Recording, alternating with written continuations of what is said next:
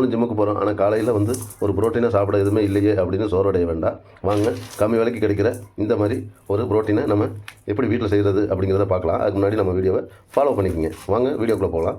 இது பாருங்கள், ஒன்றும் இல்லை, சோளம், கம்பு, கேழ்வரகு, வேர்க்கடலை, பச்சை பட்டாணி, உளுந்து, வெள்ளை உளுந்து, கருப்பு உளுந்து, அதுலேயே முந்திரி, 2-3 பாதாம் இதெல்லாம் போட்டு எல்லாமே கடையில் 100 கிராம் வாங்கினேன்.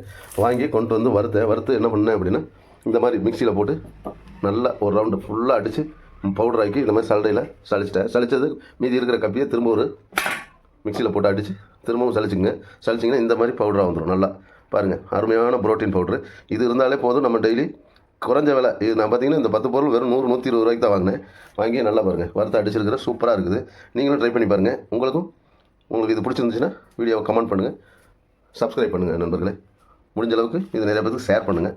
இது போதும் நமக்கு மிடில் கிளாஸ் ஃபேமிலிக்கு இந்த மாதிரி ஒரு சூப்பரான புரோட்டீன் பவுடர்.